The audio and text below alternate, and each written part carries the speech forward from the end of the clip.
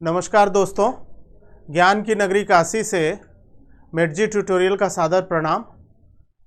दोस्तों, पिछले वीडियो में मोशन इन स्ट्रेट लाइन में मैंने डिस्टेंस और डिस्प्लेसमेंट के बारे में डिस्कस किया था और उस पर बेस्ड क्वेश्चंस कराए थे।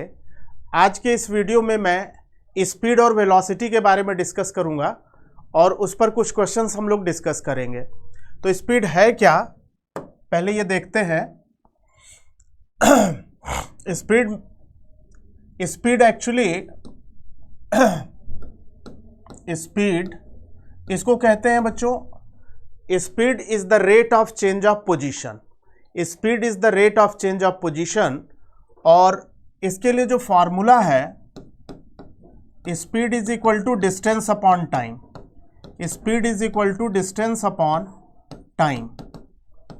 स्केलर क्वांटिटी है और अगर एवरेज स्पीड की बात करें तो एवरेज स्पीड हो जाती है, average speed is total distance upon total time. Total distance upon total time. Total distance upon total time, ये एवरेज स्पीड है। इस पर बेस्ड एक क्वेश्चन देखते हैं। इस पर बेस्ड क्वेश्चन ये है कि कार ए से बी तक, कार ए से बी तक हाफ डिस्टेंस को 20 किलोमीटर पर आवर की स्पीड से ट्रेवल करती है और नेक्स्ट हाफ डिस्टेंस को 30 किलोमीटर पर आवर की स्पीड से ट्रेवल करती है। तो कार की एवरेज स्पीड कितनी है? कार ए से बी तक जा रही है, half distance 20 kilometre per our की स्पीड से और next half 30 kilometre per our की स्पीड से ट्रेवल कर रही है। तो कार की एवरेज स्पीड कितनी है, ये आपको निकालना है।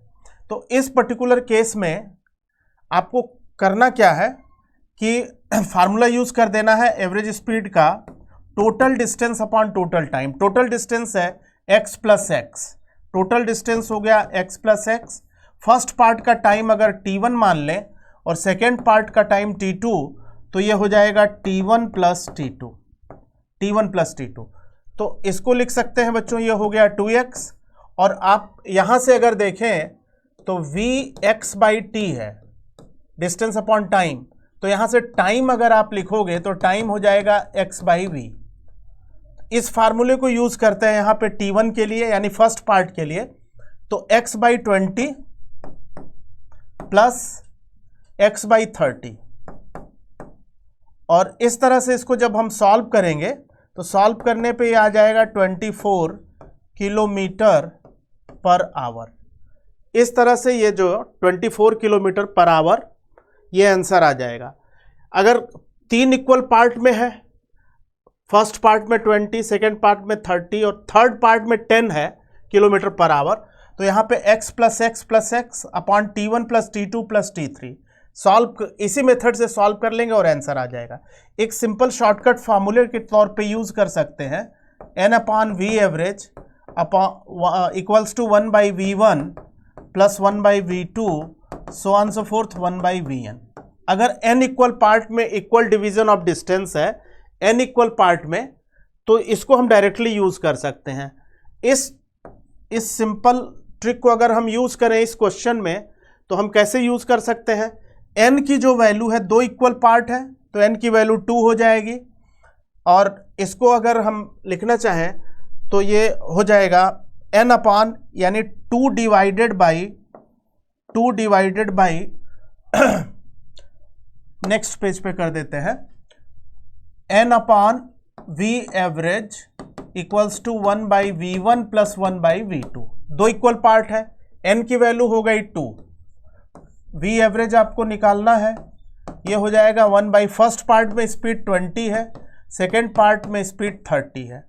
इसको सॉल्व करेंगे तो ये एलसीएम हो गया 60, एलसीएम 60 हो गया तो ये 3 प्लस 2, ये हो जाएगा 2 अपॉन वी एवरेज।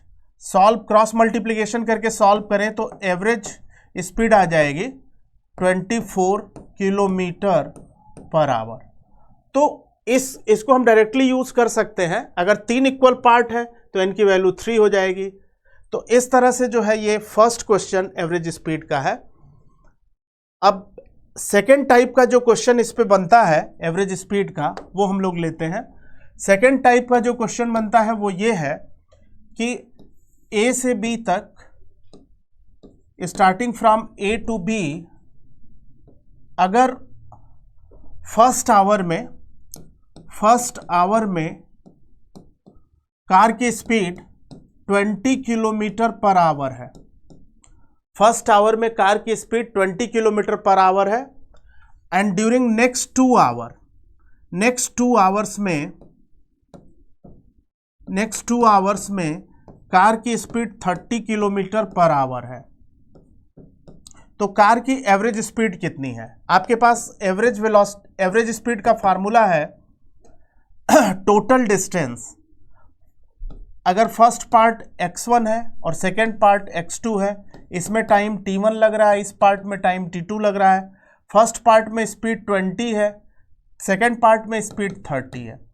तो आप जो फार्मूला यूज करोगे, total distance x1 plus x2 upon t1 plus t2 use करोगे। इसमें v1 t1, x1 की वैल्यू v1 t1 आप लिख लोगे, v1 t1, इसमें हो जाएगा v2 t2, क्योंकि आपके पास फार्मूला है speed is equal to distance upon time, तो x होगा v इंटू टी, तो x1 हो जाएगा v1 t1 और x2 हो जाएगा v2 t2 divided by t1 plus t2। इस तरह से हम एवरेज स्पीड निकाल सकते हैं। तो v एवरेज होगा v1 t1 means 20 into first hour, 20 into 1, 30 into next 2 hours, 30 multiplied by next 2 hours divided by total time means 2 plus 1। तो ये सॉल्व करने से आ जाएगा 60 प्लस 20, 80/3 किलोमीटर पर आवर। ये जो है एवरेज स्पीड है। एवरेज स्पीड ऑफ कार इस तरह से हम निकाल सकते हैं। अगर डिफरेंट टाइम इंटरवल के लिए है तो आप इस मेथड से यूज कर सकते हो। ऑब्जेक्टिव में आप इस फार्मूले को डायरेक्टली यूज कर सकते हो। अगर इक्वल डिवीजन ऑफ डिस्टेंस है तो जो मैंने आपको बताया था, आप ऑब्जेक्टिव में n/v एवरेज वाले फार्मूले से निकाल लोगे, और अगर सब्जेक्टिव है तो स्टेप वाइज कैलकुलेशन कर लोगे। अच्छा, अगर सेम टाइम इंटरवल है तो फिर कैसे करेंगे? ये तो डिफरेंट टाइम इंटरवल के लिए है।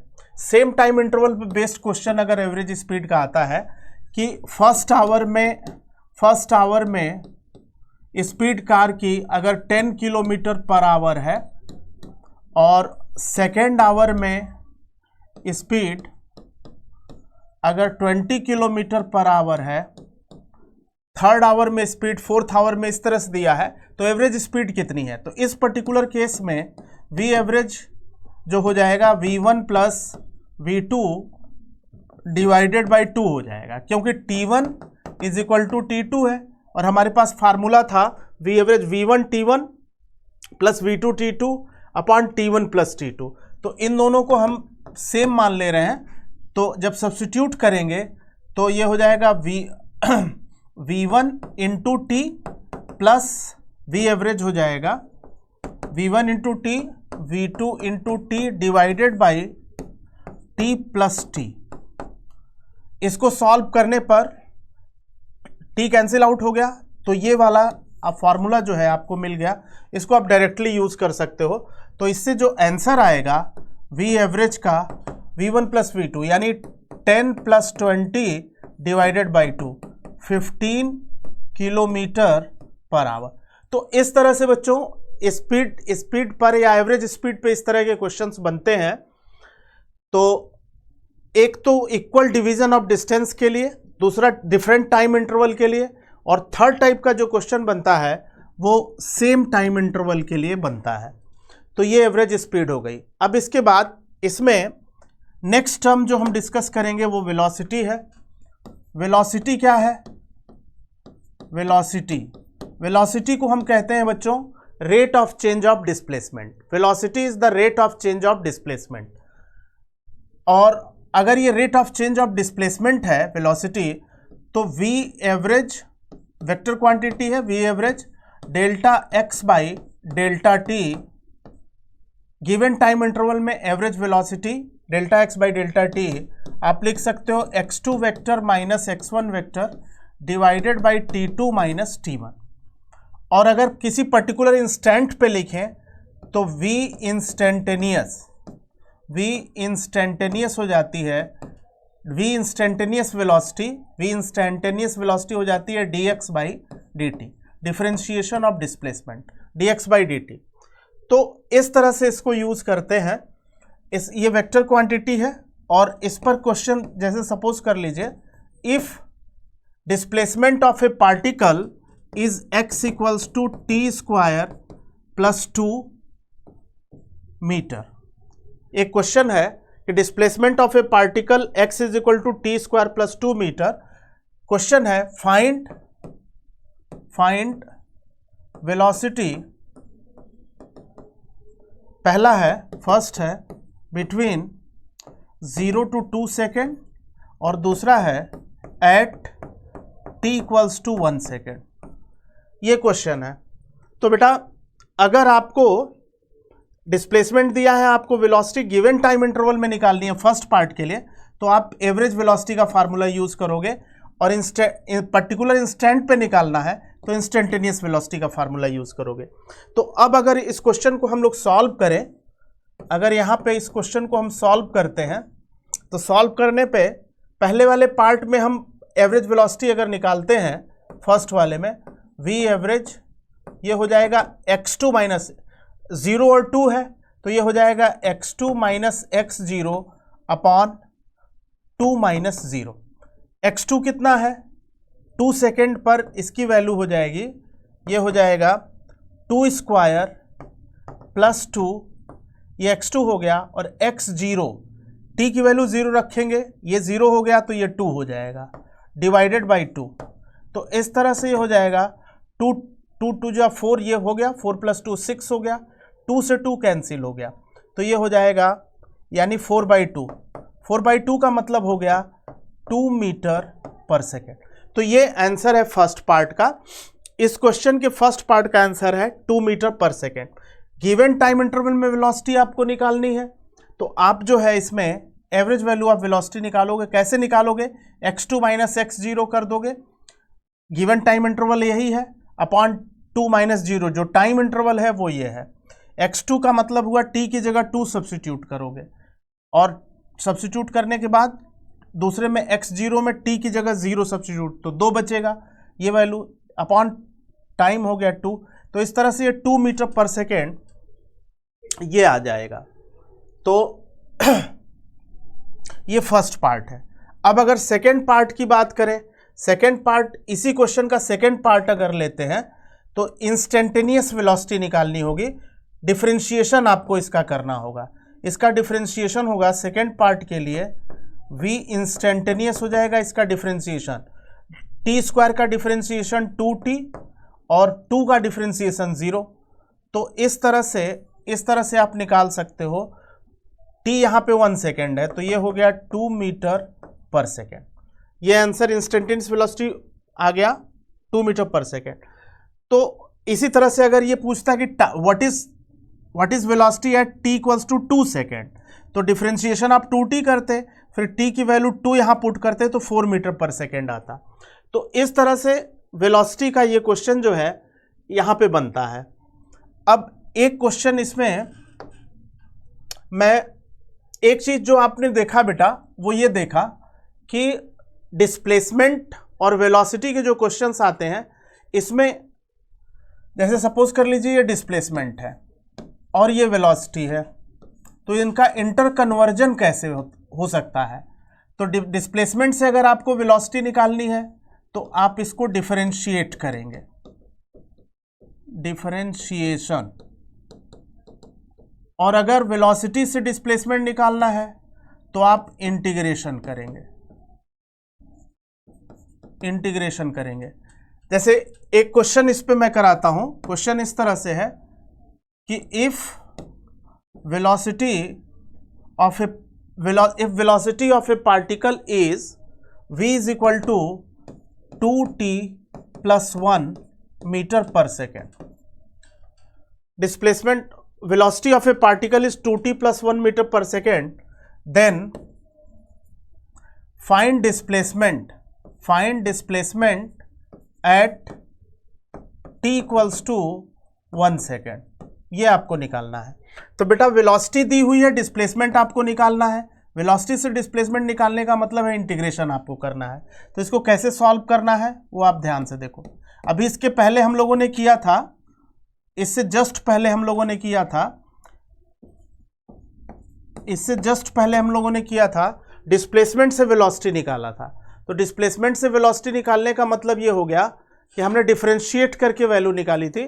अब वेलोसिटी से डिस्प्लेसमेंट निकालना है तो उस पर्टिकुलर केस में आपको इंटीग्रेट करना होगा, यानी कि वेलोसिटी आपको मैंने बताया था dx बाई dt, तो dx जो हो जाएगा वो हो जाएगा v dt, dx हो जाएगा v dt। दोनों साइड इंटीग्रेट कर दे, तो इंटीग्रेशन अगर करेंगे तो दोनों साइड इंटीग्रेशन इस तरह से लगा दे तो इंटीग्रेशन ऑफ dx हो जाएगा x, और इंटीग्रेशन v की वैल्यू पुट करते हैं, ये वैल्यू यहाँ पुट करें तो 2t प्लस 1 इंटू dt।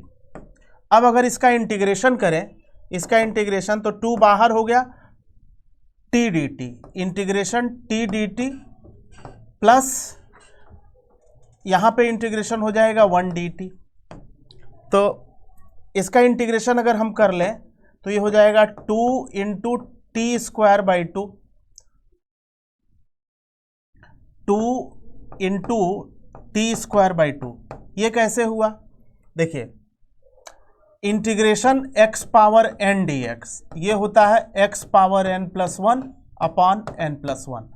तो ये हो जाएगा t पावर 1 प्लस 1 अपॉन 2, और 1 का इंटीग्रेशन होगा t, 1 का इंटीग्रेशन t होगा तो 2 से 2 कट गया, t स्क्वायर आ गया।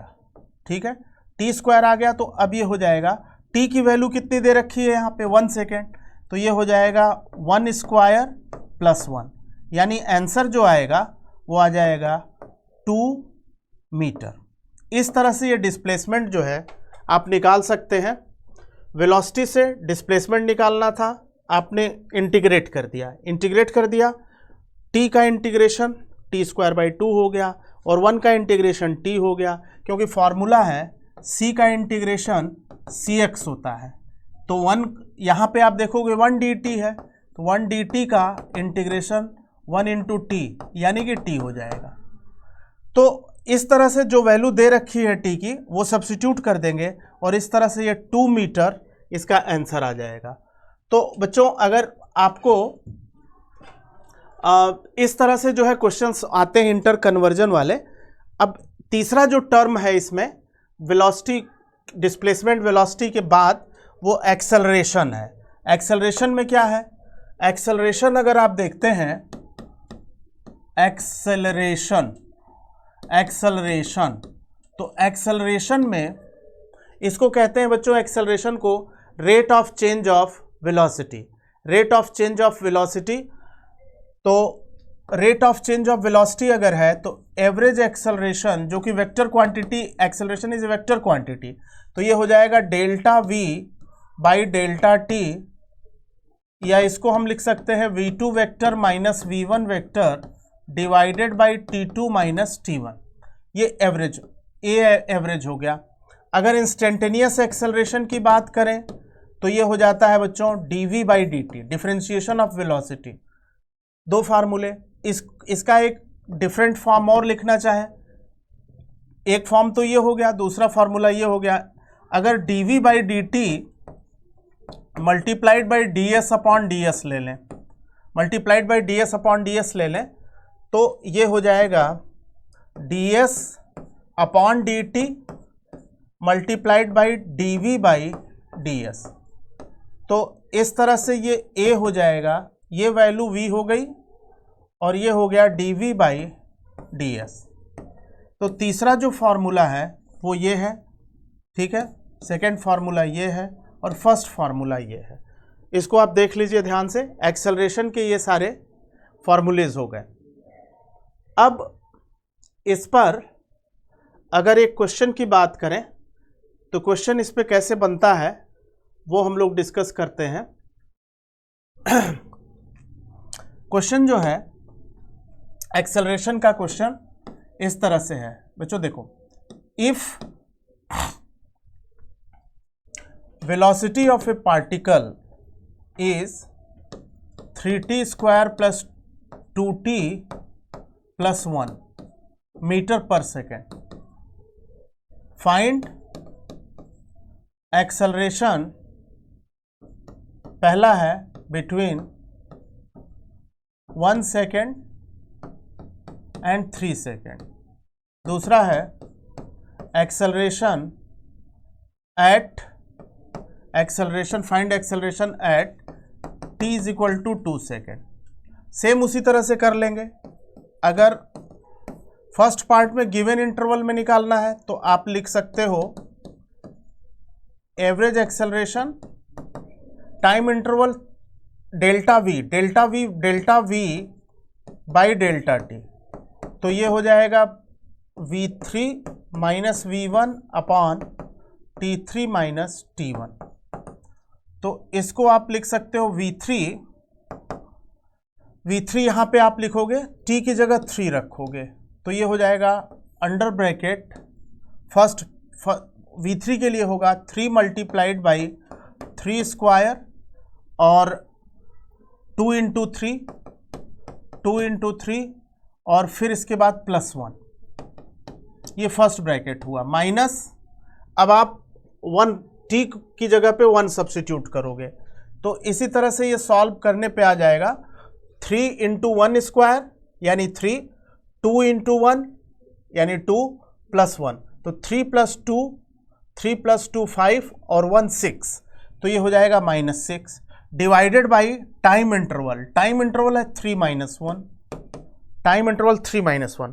तो इस तरह से ये एवरेज एक्सेलरेशन जो आ जाएगा वो आ जाएगा सॉल्व करेंगे आप तो 3 multiplied by 9 plus 2 multiplied by 3 और ये वाला 1 है, तो प्लस 1 माइनस 6 डिवाइडेड बाई 2। इसको आप सॉल्व कर लेंगे, इसको सॉल्व करके एवरेज एक्सेलरेशन की वैल्यू निकाल लेंगे तो आपको आंसर मिल जाएगा 9 3 जा 27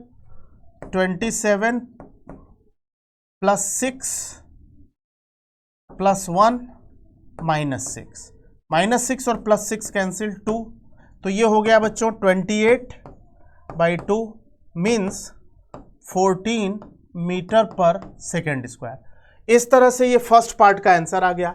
अब आपको सेकेंड पार्ट का निकालना है तो सेकेंड पार्ट में आप क्या करोगे, इंस्टेंटेनियस एक्सेलरेशन निकालोगे, इसको डिफरेंशिएट कर दोगे, तो एक्सेलरेशन होगा इसका डिफरेंशिएशन 3t स्क्वायर का डिफरेंशिएशन हो जाएगा 6t, 2t का डिफरेंशिएशन 2 और 1 का डिफरेंशिएशन 0।